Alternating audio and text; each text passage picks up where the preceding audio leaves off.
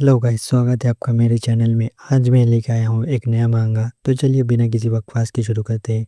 कहानी की शुरुआत में हमें शांगजियान सिटी के नंबर 1 हाई स्कूल का सीन दिखाया जाता है, जहाँ आज सभी बच्चे अपने टैलेंट अवेकनिंग टेस्ट का बेसब्री से इंतजार कर रहे हैं, क्योंकि आज उनकी ज़िंदगी का सबसे बड़ा दिन है। और इसी भीड़ में खड़ा था हमारा मेन कैरेक्टर अनमे, जिसका भी टेस्ट देने का बारी आ जाता है। और वो जैसे ही स्टेज पर जाकर वहाँ रखे हुए स्टोन पर अपना हाथ रखता है, तो वहाँ के सभी बच्चे चौंक जाते हैं, क्योंकि स्टोन पर उसका स्कोर सिर्फ 3.1 आता है। इतना फट्टी स्कोर देखकर वहाँ खड़े सारे बच्चे बुरी तरह से उसका मजाक उड़ाने लगते हैं कि क्लास मॉनिटर का टैलेंट तो फेल होने की कगार पर है। तभी वहाँ आती है स्कूल की टॉपर और अनबे की गर्लफ्रेंड लिव रुयान, जिसका स्कोर एकदम तबाही यानी 9.6 है। वो दिखावे के लिए तो कहती है, अनबे तुम फिक्र मत करो, अब से मैं तुम्हारी रक्षा करूंगी। लेकिन हमारे आनवी को देखकर लगता नहीं कि वो इस लड़की को प्यार करता है। वो बस इस लड़की से यही कहता है कि तुम मेरी फिक्र मत करो, मैं ठीक हूँ। और फिर अपने सेकंड टेस्ट के लिए जाने लगता है और जाते जाते अपने मन में कहता है, हाय गाइस, मेरा नाम आनबे है और मैं आपको कुछ बताना चाहूँगा। दरअसल 18 साल पहले मैं गलती से इस खतरनाक दुनिया में ट्रांसमाइग्रेट होकर आ गया था। ये एक ऐसी दुनिया है जो दूसरे इविल डिमेंशन के हमलों से पूरी तरह तबाह हो चुका है, जहाँ चारों तरफ सिर्फ खून खराबा और भयंकर मॉन्स्टर और खतरनाक डेमन का राज चलता है। इस दुनिया की 90% इंसानियत पहले ही खत्म हो चुकी है, और जो बचे कुछ हम जैसे लोग हैं वो अलग अलग सिटी स्टेट में कैद होकर जी रहे हैं। इन्हीं मॉन्स्टरों से लड़ने के लिए हर इंसान को एक क्लास चुनने का मौका मिलता है, जैसे वॉरियर, मेज, प्रीस्ट, आर्चर या बीस्ट टेमर या सपोर्ट। इन क्लास का रूल बहुत सिंपल है। अगर किसी का टैलेंट स्कोर 3 आता है तो वो मुश्किल से ही एंट्री लेवल पर पहुंचता है और उसका फ्यूचर लिमिटेड होता है, जबकि 6 पॉइंट वाले को काफ़ी बेहतर माना जाता है और वो हमारे इंसानियत के रियल बैकबोन होते हैं। और 9 पॉइंट से ऊपर वालों को सबसे बेहतर माना जाता है, क्योंकि वो लेजेंडरी गॉड लेवल मेज बन सकते हैं। लेकिन मेरा टैलेंट स्कोर इतना कम है कि वो मुझे सबसे आम मेज ही बना सकता है। दुनिया को तबाह कर देने वाला मैजिक ओवरलोड बनना तो बहुत दूर की बात है।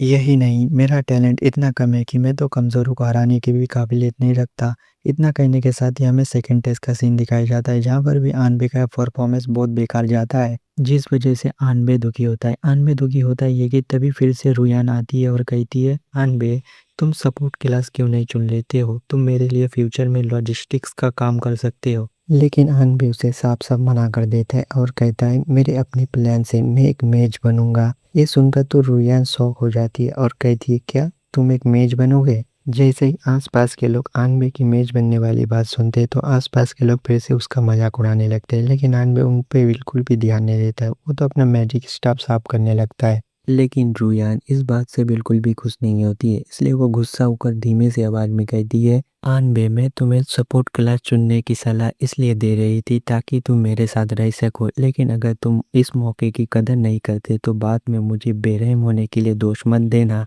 इसके बाद हमारे आनबे का टेस्ट यहीं पर ही खत्म हो जाता है। तो वो अपना क्लास चुनने के लिए क्लास ट्रांजिशन हॉल में आता है। जैसे ही आनबे क्लास ट्रांजिशन हॉल में आता है, तो वहाँ का टीचर बांग उसे समझाते हैं कि तुम एक अनाथ हो और तुम्हारा टैलेंट स्कोर सिर्फ 3.1 है, और तुम एक मेज बनना चाहते हो जिसको कोई फैक्शन सपोर्ट नहीं करेगा। तुम बर्बाद हो जाओगे। हमारा आनबे भी टीचर की बात से बिल्कुल सहमत होता है और कहता है, ऑफ कोर्स मैं जानता हूँ मेरा टैलेंट पूरी तरह से कचड़ा है, लेकिन अब भी मेरे पास एक उम्मीद की आखिरी किरण बचा है। फिर हमें उस उम्मीद की किरण को दिखाया जाता है, जो एक सिस्टम विंडो होता है, जिसमें सिस्टम को एक्टिवेट करने की कंडीशन लिखी होती है। वो कंडीशन होता है क्लास ट्रांजिशन का। इसका मतलब है हमारे आनबे को वॉरियर, प्रीस्ट, आर्चर, मेज और ऐसे जो बाकी सारे थे उनमें से कोई एक बनना होगा। हमें ये सब बताने के बाद आनबे टीचर बांग से कहता है, मैंने अपना मन बना लिया है, मैं एक जादूगर बनूंगा। टीचर बांग आनबे की ये बात सुनकर और उसे ज़्यादा कुछ समझाता नहीं है। वो कहते हैं, अच्छा ठीक है, तो तुम उस मैजिक सर्कल के अंदर चले जाओ और मैजिक एनर्जी को हासिल करो और तुम एक मेज बन जाओगे।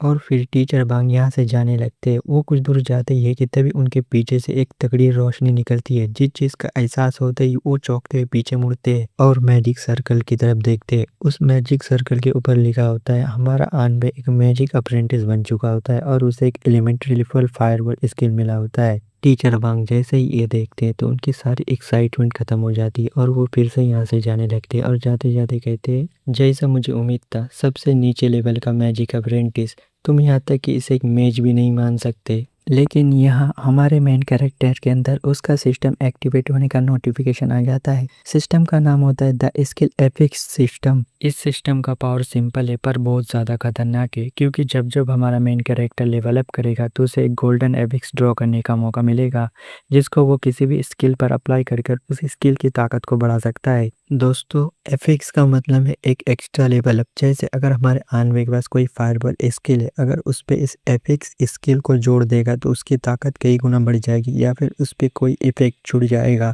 तो अब आप लोग समझ गए होंगे, तो फिर आगे बढ़ते हैं। अभी हमारे आनवे के पास एक फ्री ड्रॉ होता है जिसे वो ड्रॉ कर देता है। ड्रॉ कंप्लीट होते ही हमारे आनवे को गोल्डन लेजेंडरी एफिक्स एक्सप्लोजन मिलता है। इससे पहले कि हम लोग आगे बढ़े, हमारा आनवे इस दुनिया के इक्विपमेंट और स्किल्स के क्वालिटीज रैंक के बारे में बताता है। वाइट यानी common, green excellent, blue rare, purple epic, orange immortal और सबसे ऊपर गोल्डन लेजेंडरी। इसके बाद आनवे आगे कहता है, पर यहाँ एक ट्विस्ट है, बाकी लोग सिर्फ एफिक्स को अपने इक्विपमेंट पर लगा सकते हैं, जबकि मेरा सिस्टम इसे अपने किसी भी स्किल पर अप्लाई कर सकता है। और फिर आनवे आगे कहता है, लेकिन मुझे उम्मीद नहीं था कि मुझे मेरे पहले ही बारी में एक अल्ट्रा रेयर गोल्डन लेजेंडरी वाला मिलेगा। तो अब मुझे इस एफिक्स का क्या करना चाहिए, क्योंकि फिलहाल मेरे पास डैमेज करने वाला बस मेरा फायरवॉल स्किल है। तो क्या इसे मैं अपने फायरवॉल के साथ फ्यूज कर दूं? और फिर कुछ सोचने के बाद हमारा आनवे से अपने फायरवॉल के साथ फ्यूज कर देता है। फ्यूज करने के बाद अब एक नॉर्मल फायरवॉल स्किल नहीं होता है, बल्कि बहुत कमाल का हो चुका होता है, क्योंकि अब ये 100 गुना तक डैमेज कर सकता है। और फिर आनवे अपने इस नए स्किल के पावर को चेक करने के लिए स्कूल के पीछे वाले पहाड़ की तरफ निकल जाता है। वहाँ पर एक नए बच्चों के लिए ट्रेनिंग ग्राउंड होता है। जैसे ही आनवे ट्रेनिंग ग्राउंड के एंट्रेंस पर पहुँचता है तो वहाँ खड़े हुए सारे लोग आनवे का फिर से मजाक उड़ाने लगते हैं और कहते हैं, ये तो रुयान के भरोसे जिएगा। लेकिन आनवे का ध्यान इनकी बातों पर ज़रा सा भी नहीं होता है, क्योंकि बस उसके दिमाग में ट्रेनिंग ग्राउंड पर क्या करना है यही चल रहा होता है। इसलिए वो इन सब चीज़ों पर ध्यान ना देकर तेज़ी से ट्रेनिंग ग्राउंड के पोर्टल की तरफ आगे बढ़ने लगता है। लेकिन रास्ते पर ही उसकी मुलाकात लिवरुयान से हो जाती है। वो आनवे के पैर पे अपना मैजिक स्टाफ फंसाकर उसे गिरा देती है और कहती है, अगर तुम्हें टीम अप करना है तो मेरे साथ कर सकते हो, मैं तुम्हें ले लूँगी और हम दोनों एक्सपीरियंस आधा आधा बांट लेंगे। लेकिन आनवे उसे एक झटके में मना कर देता है और कहता है, मैं बिल्कुल भी नहीं, तुम मेरे रास्ते से हट जाओ, तुम बस मेरा रास्ता रोक रही हो। ये सुनकर तो रुयान का दिमाग बहुत खराब हो जाता है, लेकिन वो सबके सामने कुछ कह नहीं पाती है और आनवे इसे पीछे छोड़कर सीधा मैजिक पोर्टल के अंदर चला जाता है।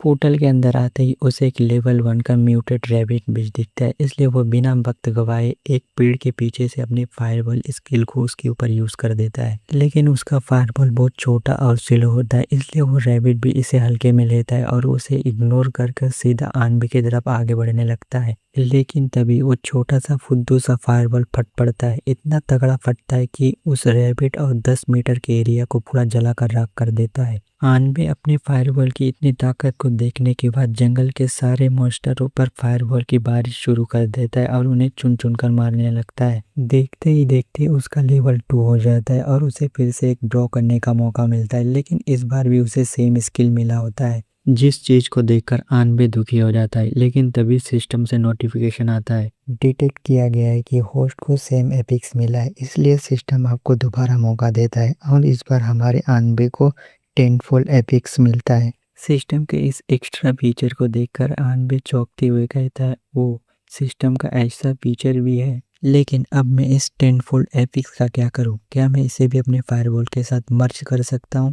इतना कहते ही सिस्टम से नोटिफिकेशन आता है, सेम तरह के दो एपिक्स एक दूसरे के साथ जुड़ सकते हैं और वे एक दूसरे की ताकत को और भी ज़्यादा बढ़ा सकते हैं। इतना सुनते ही आनवे तो बहुत ज़्यादा खुश हो जाता है और कहता है, तो फिर चलो देर किस बात की, इसे भी फायरवॉल के साथ फ्यूज़ कर देते हैं। 10 फुल एपिक्स को फायरवॉल के साथ फ्यूज़ करते ही अब उसकी ताकत कई गुना बढ़ चुकी होती है। अब फायरवॉल यूज़ करने पर 1% चांस है कि वो दुश्मन को जलाकर राख कर दे, और बाकी टाइम पर जब फायरबॉल गिरेगा तो फायरबॉल की ताकत 30 से 300 गुना तक हो सकता है। हमारा आनबे सिस्टम की इन सब चीज़ों पर बिजी होता ही है कि तभी हम यहाँ आनबे के पीछे पेड़ों के पीछे एक भयानक से मॉन्स्टर के शैडो को दिखाया जाता है, जो हमारे आनबे की तरफ बढ़ रहा होता है धीरे धीरे।